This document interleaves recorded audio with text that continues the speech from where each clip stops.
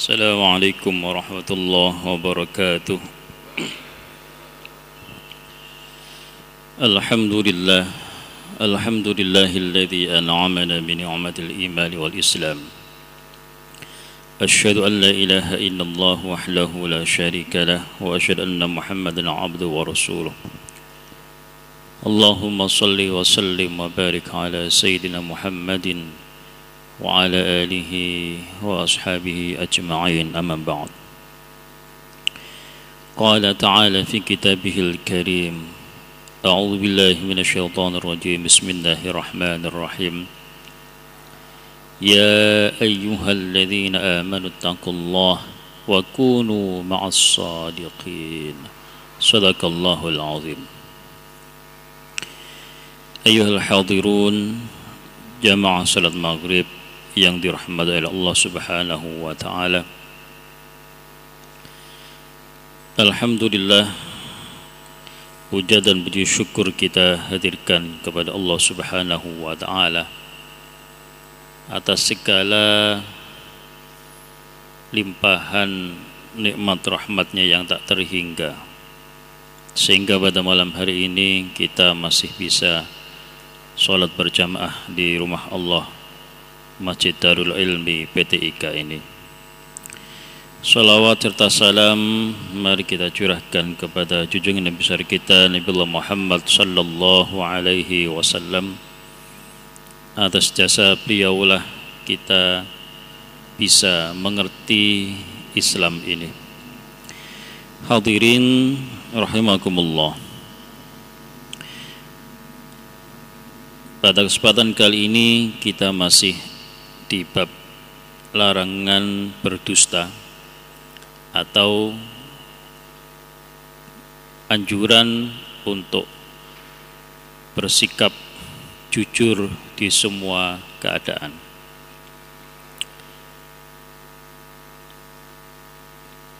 Jujur adalah modal utama kita di dalam berinteraksi, baik skala kecil maupun skala yang lebih luas lagi, berbangsa dan bernegara ini. Kalau kita awali dengan jujur pada diri kita sendiri, kemudian rumah tangga kita bisa jujur, masyarakat kita jujur, insya Allah dalam skala luas negara kita akan menjadi negara baldatun thayyibatun wa rabbun ghafur. Rasulullah sallallahu alaihi wasallam ketika ada sahabatnya yang tertarik memeluk Islam, sahabat tersebut datang kepada Rasulullah sallallahu alaihi wasallam, kemudian ingin memeluk Islam. Syaratnya apa ya Rasul? Rasulullah itu sudah mengerti sifat masing-masing sahabatnya. Sahabat yang datang ini adalah sukanya minum minuman keras, berzina dan sebagainya, dilakukan semuanya. Ketika mau masuk Islam meminta syarat. Syaratnya apa ya Rasul?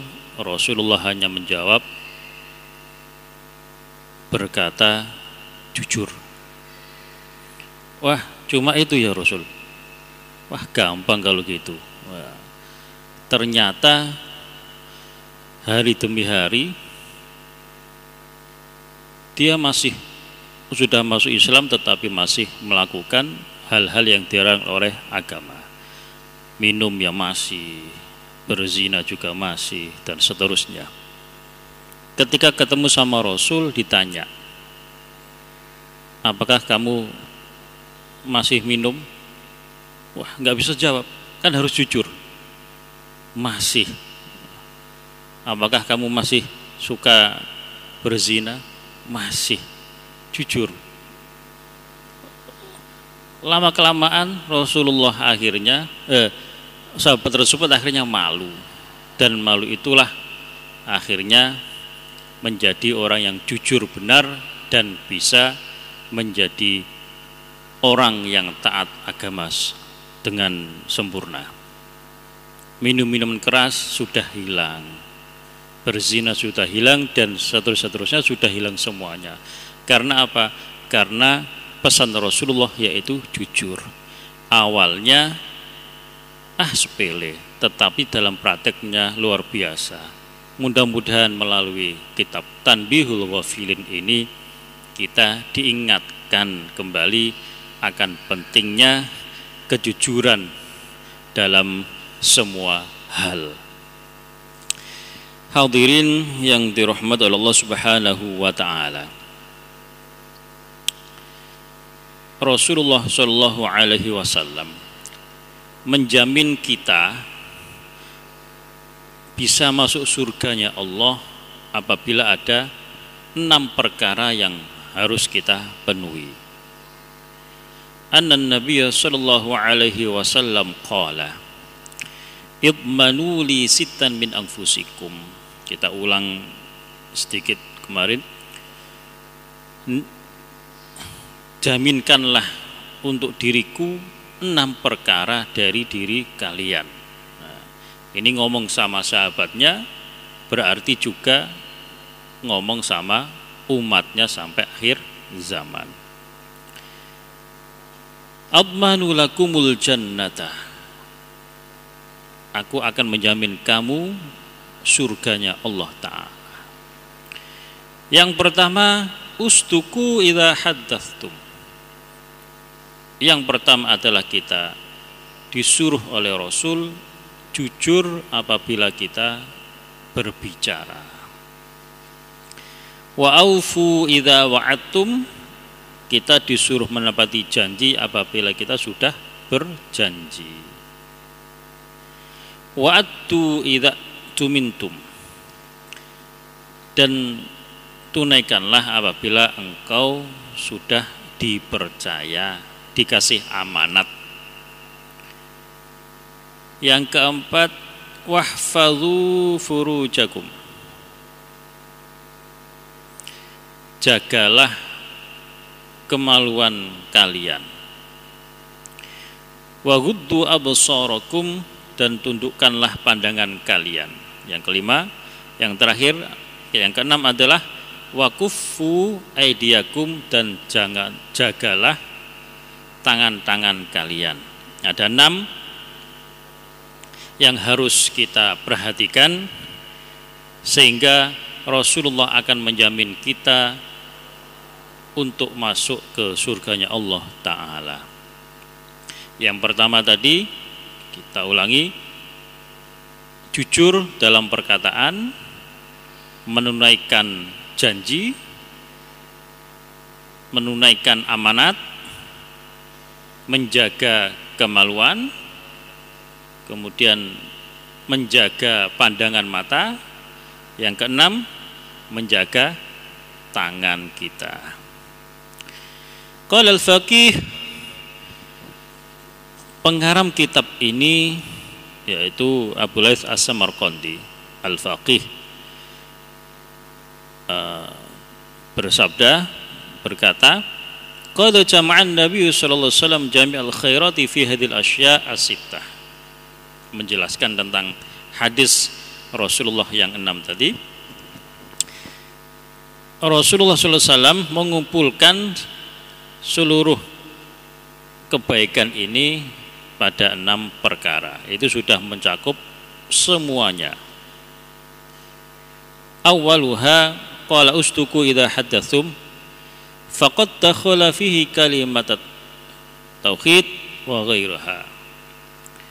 Yang pertama, jujur dalam perkataan itu mencakup kalimat tauhid, yakni idza syahida alla ilaha illallah, yaitu ketika seseorang sudah bersaksi tidak ada Tuhan melainkan Allah Ta'ala, yakunu qawluhu shadiqan min nafsih, maka diharapkan apa yang dia ucapkan yang sudah bersyahadat itu Dia harus jujur dengan dirinya sendiri.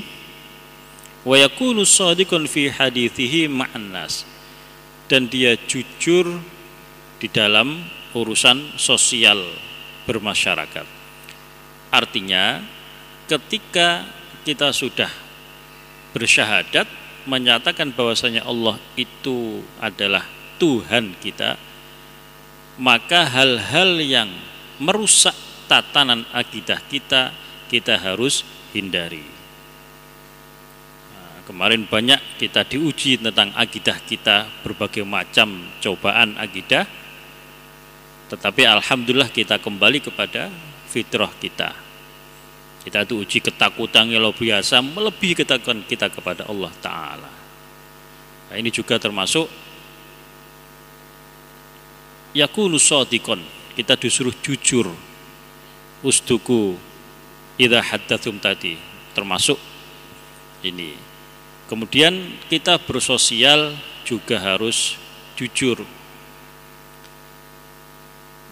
A bilang A, B bilang B. Orang tua kita dulu mengajari sangat teliti sekali. Terkadang pesannya itu simpel. Kamu kalau kemana-mana, jujur saja, nanti akan mujur, katanya. Simpel, tetapi ketika kita laksanakan agak susah, tapi kita berusaha untuk menjadi orang jujur. Dan orang jujur itu akan dipercaya, akan diberikan amanat yang lebih lagi oleh orang lain. Si A menjadi orang jujur, kemudian didengar sama si C akhirnya percaya dan akhirnya menjadi jalan hidupnya enak. Wa qauluhu wa ufu idza wa'adtum. Dawuh Rasulullah, tepatilah janji, yakni al-wa'du alladhi bainahu wa bainallahi ta'ala, yaitu janji antara dirinya dan Allah Ta'ala. Wal wa'du alladhi bainahu bainan nas fa ammal ahdu alladhi bainahu bainallahi ta'ala fa yathbita ala imanihi ilal maut. Ketika janji terhadap Allah adalah kita sudah beriman kepada Allah, maka iman ini kita jaga sampai akhir hayat kita. Tiap hari, saat kita minta kepada Allah, kita dimatikan oleh Allah Subhanahu wa Ta'ala dalam keadaan husnul khotimah. Ini yang kita minta setiap saat kepada Allah Ta'ala. Maka menurut pengarang kitab Tanbihul Ghafilin ini, janji terhadap Allah itu harus kita tepati ketika sampai akhir hayat kita. Tidak sedikit orang sudah berjanji terhadap Allah, artinya sudah bersyahadat, bahkan di masjid yang megah, bahkan sudah pernah umroh dan seterusnya, tetapi tergiur dengan urusan dunia, tergiur dengan wanita cantik atau pria yang ganteng, kemudian atau tergiur dengan harta benda dan seterusnya, sehingga keimanannya ditukar dengan dunia. Nah, ini berarti tidak termasuk yang dijamin surga oleh Allah Subhanahu wa Ta'ala melalui Rasulullah sallallahu alaihi wasallam.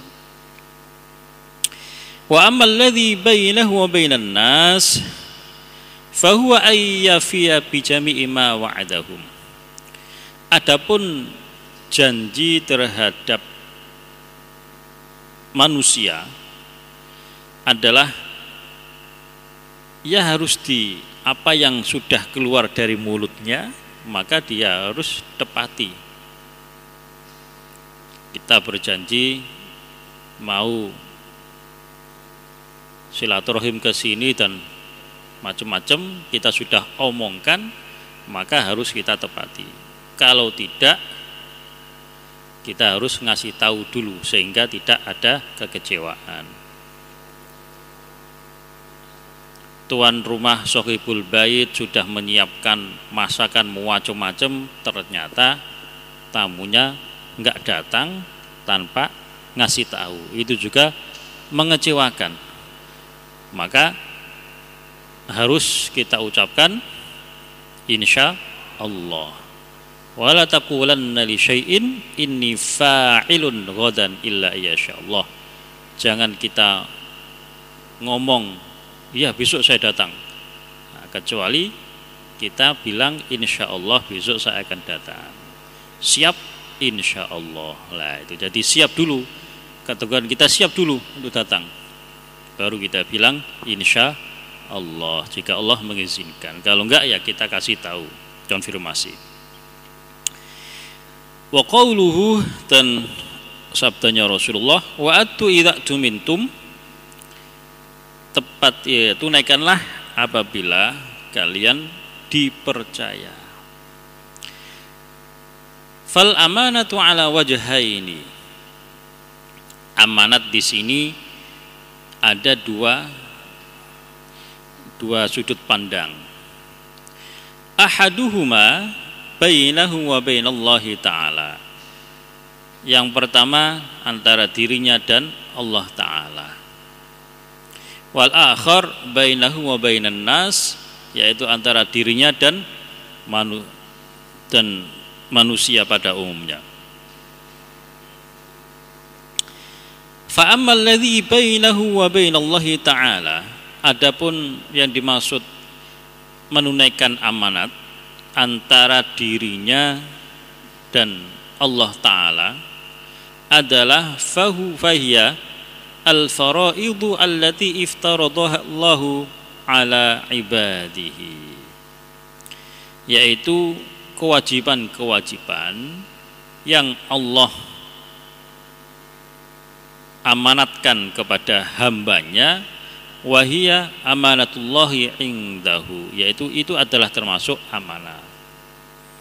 Kita disuruh sholat fardu, itu Allah mengamanatkan kepada kita, kepada hambanya.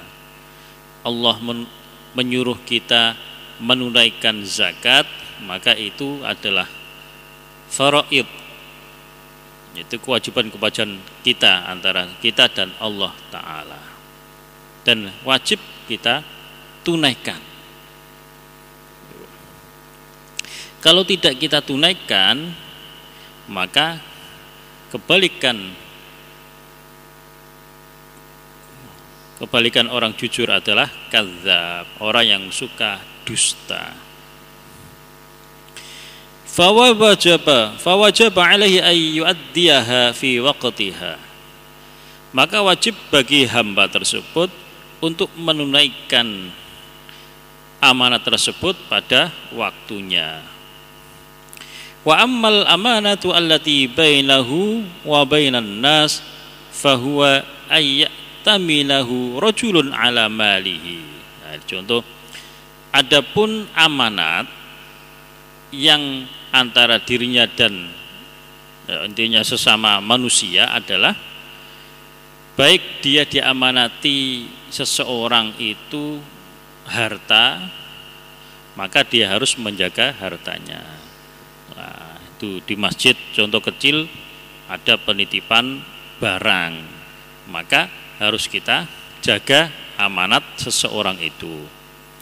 Au ala qaulihi, atau atas ucapannya.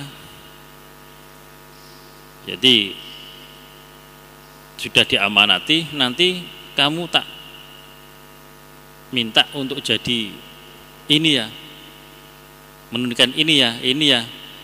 Kemudian dia menyanggupi, siap, maka harus ditunaikan amanat itu karena sudah omongan.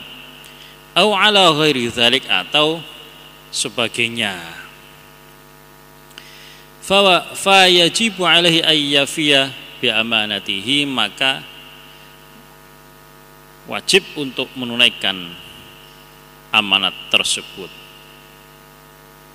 Wa qauluhu, dan sabda Rasulullah, wahfadzu furujakum, menjaga kemaluannya. Fal hifdzu ala wajhaini, adapun menjaga kemaluan itu ada dua wajah, dua termin. Ahaduhuma ayyahfidha farjahu 'anil haram wasyubhati, menjaga kemaluannya dari perbuatan haram dan syubhat. Berarti Allah Ta'ala sudah menggariskan wala taqrabuz zina innahu kana fahisyah wa sa'a sabila, melarang dari perbuatan zina, maka itu juga termasuk menjaga kemaluannya. Wathani, dan yang kedua,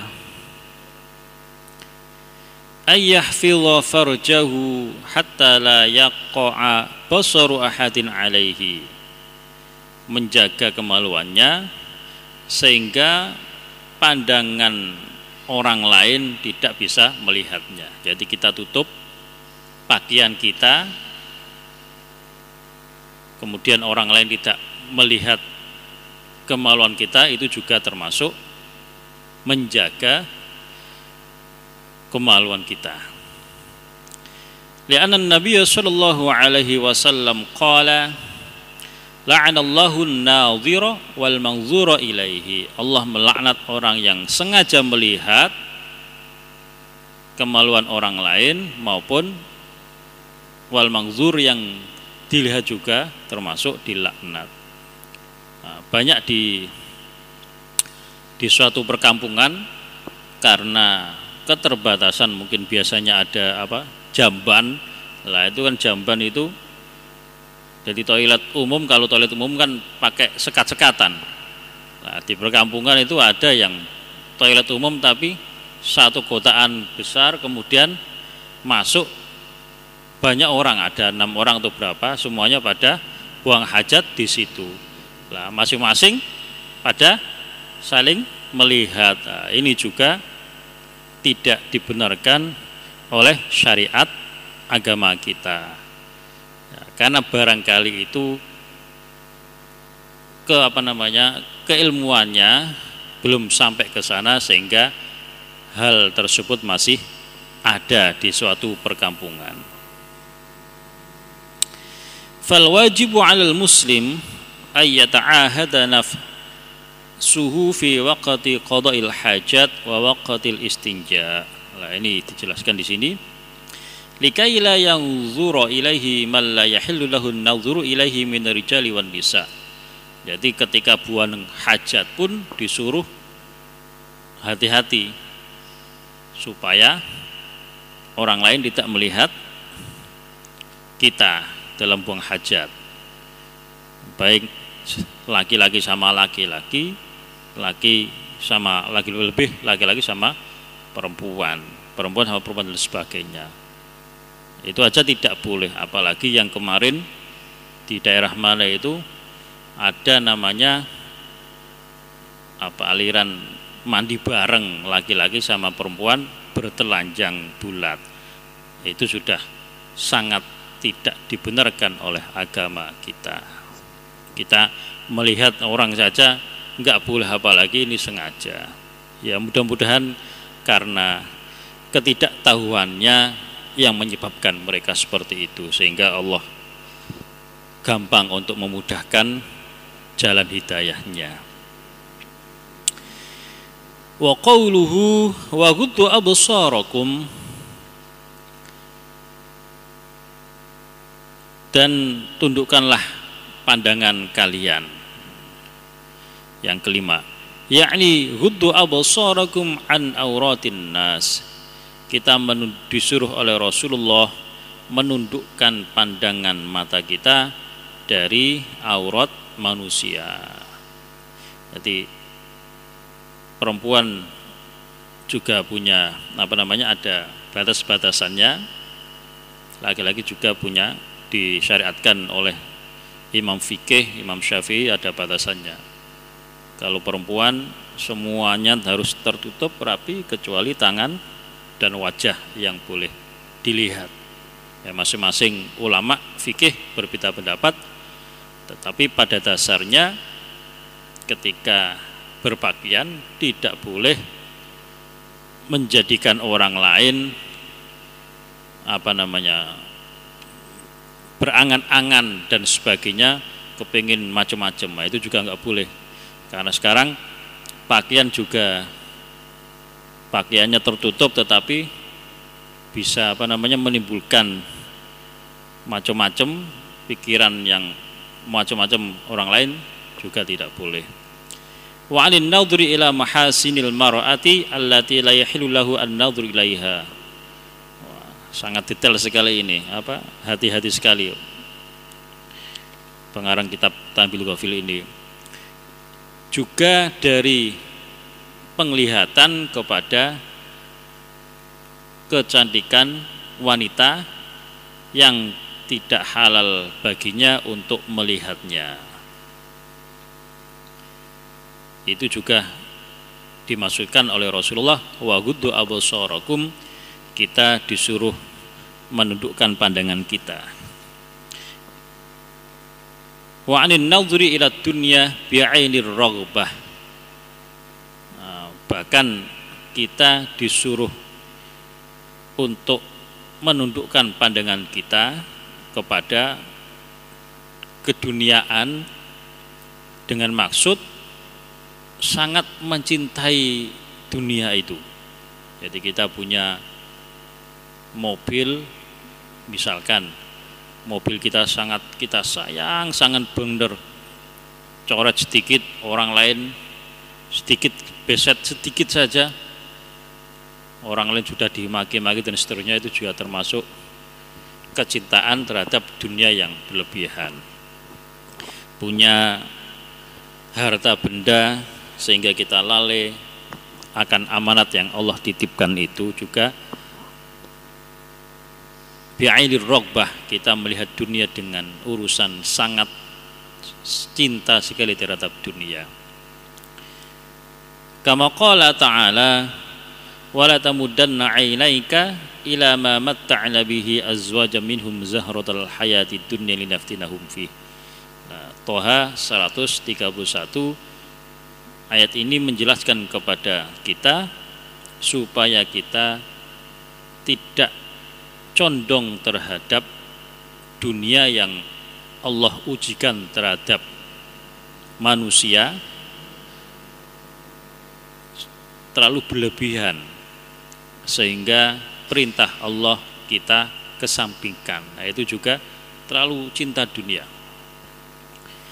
Kita lagi pesta misalkan, sampai urusan sholat kita tinggalkan. Nah, itu juga lebih condong terhadap dunia kita. Boleh pesta, namanya pesta, urusan sesama manusia boleh, tetapi sampai sholat kita tinggalkan, nah itu juga sudah melebihi batas. Wa qauluhu, dan yang keenam, sabda Rasulullah Shallallahu Alaihi Wasallam, kuffu aidiakum, kita disuruh menjaga tangan kita, ay anil harami minal amwali wa ghairi dzalik, kita enggak boleh mengambil harta milik orang lain. Ya ayyuhalladzina amanu la ta'kulu amwalakum, wahai manusia, orang-orang yang beriman, jangan engkau mengambil harta harta orang lain dengan zalim. Surat An-Nisa, kita tidak boleh untuk mengambil harta orang lain tanpa permisi. Nah, kita fenomena ini kayaknya sudah biasa. Ingat kita ayahandanya Imam Syafi'i luar biasa sekali dalam kehati-hatiannya. Padahal ayahnya Imam Syafi'i itu memakan buah, bukan jatuh di bawah pohonnya, tetapi buah jatuh di sungai, kemudian itu dibawa oleh aliran sungai. Tapi itulah orang dulu itu seperti itu.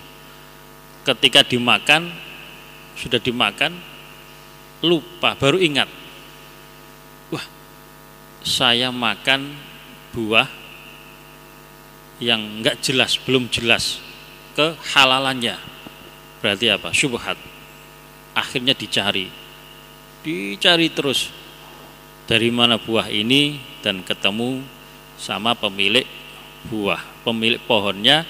Kemudian matur, saya tadi makan buah ini, apakah ini pohon ini milik jenengan? Oh iya benar, sampai segitunya. Dan akhirnya dinikahkan sama anaknya, sehingga lahirlah Imam Syafi'i yang juga kehati-hatiannya luar biasa sekali terhadap agama. Itu orang dulu seperti itu. Kiai-kiai kita juga seperti itu dulu.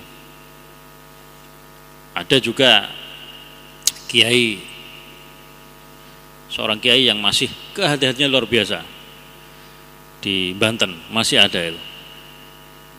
Jadi ada orang nyumbang pakai amplop, untuk omongan penyumbangnya itu untuk pembangunan toilet. Tetapi toilet sudah ada yang menghandle, yang bangun. Nah, akhirnya apa? Amplop yang orang nyumbang untuk toilet itu tadi itu disimpan rapi sampai orangnya itu datang lagi. Berapa bulan orangnya datang lagi, kemudian amplop untuk sumbangan toilet itu di pesantrennya dikasihkan. Loh, kaget, ini apa Pak Yai? Saya kan sudah niat untuk menyumbang kemarin. Jadi begini, ketika sampean nyumbang untuk toilet, ternyata ada orang langsung menghandle semuanya, membangunkan semuanya. Sudah beres lah, karena akadnya itu adalah penyumbang tadi untuk toilet, sehingga Pak Yainya nggak berani ngambil uang itu untuk pembangunan, misalkan untuk beli tackle atau dan sebagainya, nggak berani, karena akad utamanya itu untuk toilet. Jadi itulah sifat kehati-hatian yang sudah luntur dari kiai-kiai kita sekarang ini. Ya alhamdulillah masih ada kiai seperti itu. Jadi masih ada contoh suri tauladan yang baik. Kalau imam-imam mazhab itu sangat hati-hati sekali.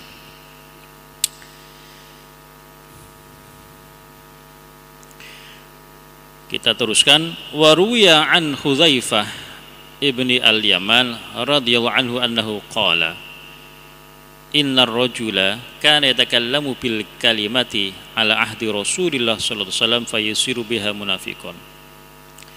Dijelaskan di sini ada seseorang yang lagi yatakallam, berbincang-bincang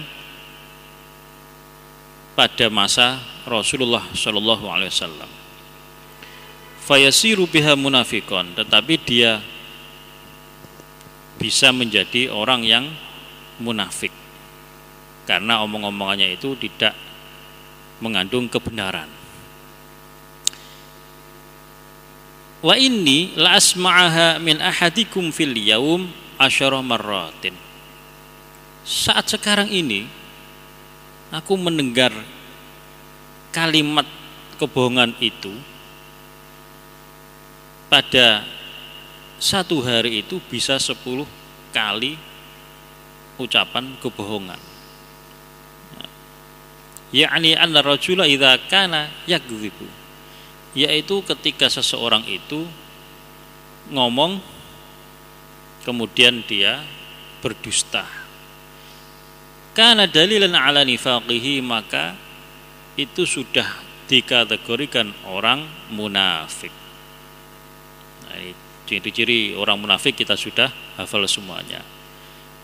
Baik orang itu derajatnya di mata manusia itu rendah, tukang sayur, tukang becak, bahkan sampai pejabat tinggi, ketika ngomongnya sudah berbohong maka bisa dikategorikan munafikon, orang yang munafik.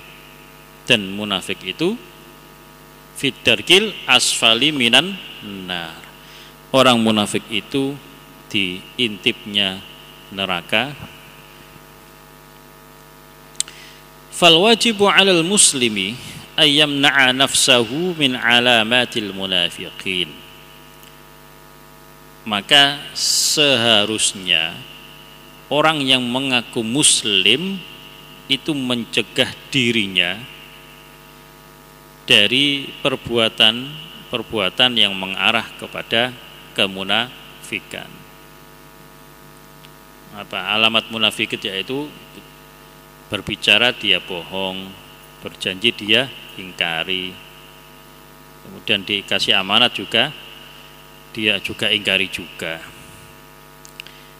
Fa innar rajula idza ta'awwadal kadhiba, bahwa sesungguhnya seseorang apabila dia mengulang-ulangi kebohongannya, yuktabu 'indallahi munafiqon, maka di sisi Allah dia akan dicatat oleh Allah sebagai munafik. Na'udzubillah. Wa yakunu 'alaihi wizruhu, maka dia akan menanggung dosa dirinya sendiri. Wa wizru mani qtada bihi, dan dosa orang yang mengikuti kebohongannya. Nah, ini zaman sekarang sosial media, ada berita hoak kita share, di share itu sudah bohong, kemudian diikuti orang lagi nge-share, berapa juta orang nge-share, maka wa wizru manik tadabihi, maka kita menanggung dosa orang-orang yang mengikuti akan berita yang kita sebar luaskan itu. Nah, ini zaman Rasulullah sudah ada, berita hoak juga sudah ada. Ketika Rasulullah setelah selesai perang, kemudian Sayyidah Aisyah itu ketinggalan, kemudian ada sahabatnya Rasul ketika habis perang itu disuruh nyisir semua. Ternyata agak ketinggalan Sayyidah Aisyah. Nah, setelah itu dibawa pulang Sayyidah Aisyah di atas unta, sahabat Rasul itu jalan kaki. Kemudian orang munafik senangannya adalah menceritakan berita hoax ini, diceritakan Aisyah selingkuh dan sebagainya, kemudian terdengar oleh Rasulullah SAW, sehingga turun surat An-Nur, itu ayat berapa itu, lupa itu ya. Jadi mudah-mudahan kita menjaga lisan kita, perbuatan kita dari hal-hal yang dibenci oleh Allah dan Rasulnya, yaitu harus berkata jujur terhadap, harus berbuat jujur terhadap segala hal. Mudah-mudahan ada manfaatnya. Kurang lebihnya maaf. Wal afu minkum. Wassalamualaikum warahmatullahi wabarakatuh.